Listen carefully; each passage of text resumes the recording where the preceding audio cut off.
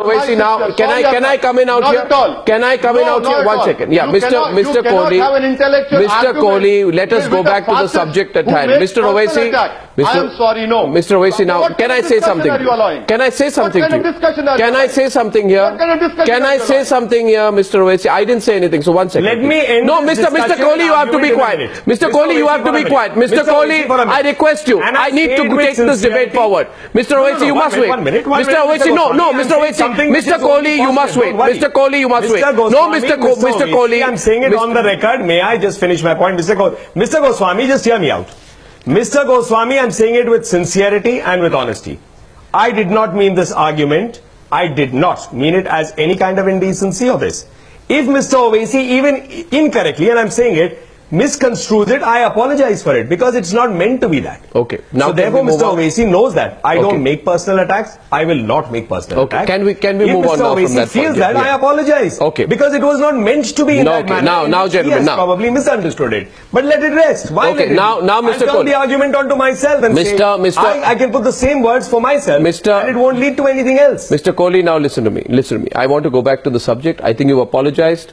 You made your point out there. I'm glad you're done because sometimes you make a point and it can be misunderstood, and in this context, Mr. Owaisi has a right to object. Because it's not meant to be. Mr. Owaisi has a right to object. He has objected. Now both the distinguished gentlemen must allow me to bring the discussion back on track. Now let's go back to the subject, Mr. Owaisi. My question to you is, if the Sharia, and this is a question I asked on the debate day before yesterday, if the Sharia is the basis for the personal law for Muslims in India, would you, Mr. Owaisi, advocate the use of the Sharia as the basis of criminal law as well?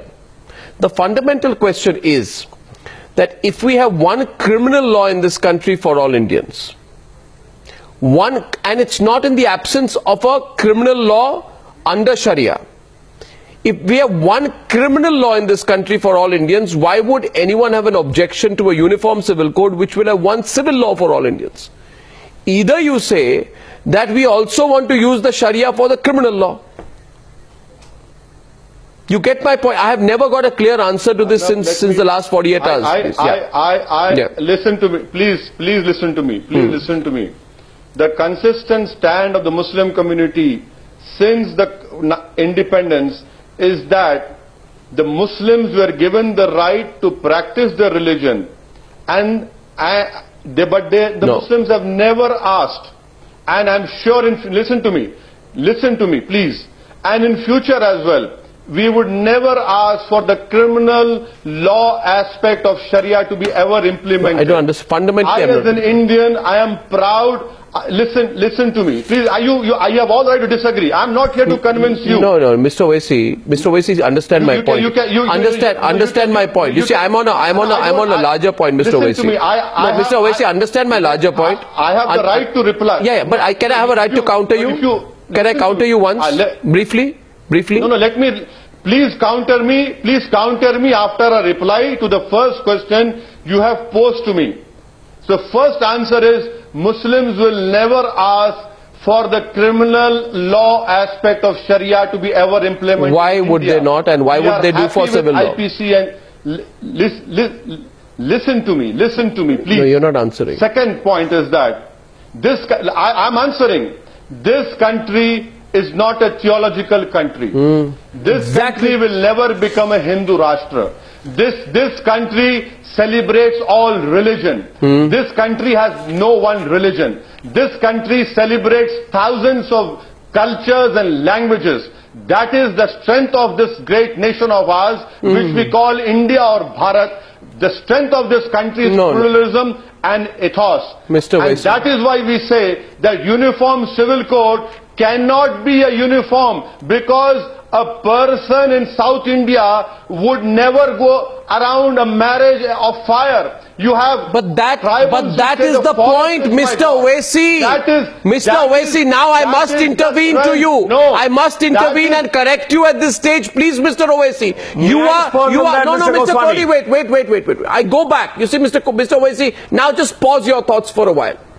Because somewhere I believe that you got entangled in your own argument, and you please understand why I'm saying so. First point, what was my question? That why are you saying that we want the Sharia for our personal law? Because you say Muslims have their own law. Well, I just reminded you, you have your own law technically for criminal law as well, to which you said we are perfectly happy under the Indian Penal Code. Well, in that case, you're not being very dogmatic about applying your criminal law. I find that strange. Point number two is the argument that we are a secular country. You want Precisely. me to be dogmatic? No, Mr. You want me to be dogmatic? Mr. Owaisi, I meant that sarcastically if you don't understand. Mr. Owaisi, when the government, you have to be, Mr. Owaisi, you have to understand where I'm coming from here. Your argument is that the Uniform Civil Code will threaten the diversity of culture and religion in India. However, if you were to peacefully think about it, the Uniform Civil Code will not mean that Indians will cease to have their enshrined liberties to practice the religions and rituals of their choice. Rituals are absolutely to be carried out as per religions. But rights, where did I start? Ritual, no, Mr. Owaisi, now you have spun your own argument, and you are really, as of this minute, you have wound yourself in your own argument, because you have come back to agreeing with me that rituals are as per, rituals, Mr. Owaisi, Mr. Owaisi, 1 minute, and you heard me, you know I'm going to the nub of the issue, and you are now, Mr. Owaisi, let me complete my point. You must let me complete my point. Rituals are as per your religion, but rights are as per the law. Rituals as per religion, Mr. Owaisi. Look at your papers now, because now you're looking at your papers. Rituals as per religion, rights as per the law, as per the Constitution. Arnab, I have the right to look into the papers, and you have the right to hear from one of your earpiece, one of your backroom guys. Mr. Owaisi, now continue to. Go ahead. Now let me ask you this question. Go ahead. If a Jain marries a Buddhist, and the rituals are performed according to the Sikh rites, is that marriage valid? Tell me, is that marriage valid according to the Hindu Marriage Act 1955? I am destroying your argument of rituals and rights. No, Mr. Owaisi, you're confused now. I am telling you. Now you're confused. Please ask. No, I'm not at all confused. Stop playing these mind games. Play it with some other panelists. No, Mr. Owaisi, you are a little confused. But I know this. I'll read Sakuntala versus Nilankata, 1972. It clearly says that. And the reason I'm telling you is that you wait till Punjab elections. This Uniform Civil Code will flare up in Punjab. This Uniform Civil Code you're resorting to a political argument. And BJP, Arnab, this is a debate. And this is a debate wherein I have to expose you and destroy your points, and I can use political arguments, constitutional arguments, any arguments which you are inconvenienced with, and Nalin Kohli. So I don't need to learn from you the rules of debate. I know what the rules of debate are. Don't get worked up.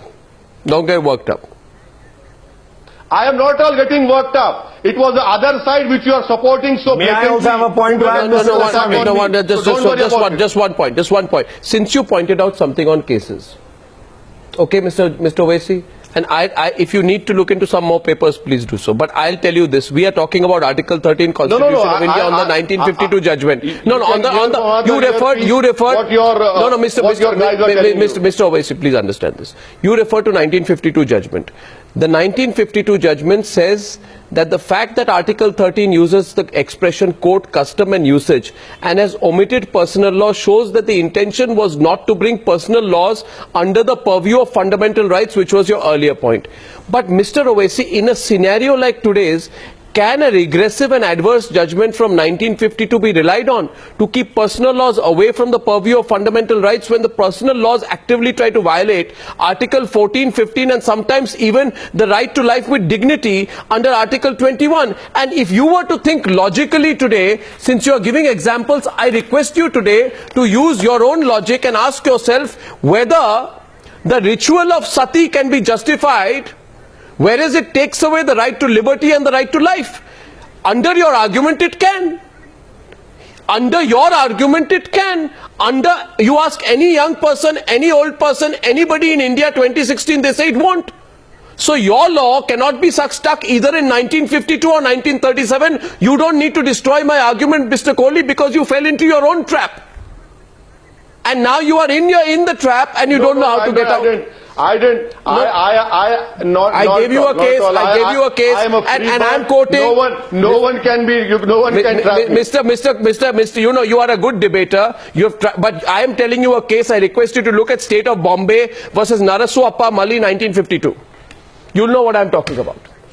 That is the fundamental case. I would request you to. I would request you to read Shakuntala versus Nilankata, 1972. Sir, Please you read. that as well. Sir, you read State of Bombay versus Narasu Appa Mali and the interpretation of Article 13(3)(a). I am telling you 72. Sir, I'll tell you the judgment of 52 takes a sheepish approach by washing its hands of the matter of bringing personal laws under fundamental rights by conveniently saying that if customs were to be brought under the purview of fundamental rights, there wouldn't exist a separate article abolishing untouchability.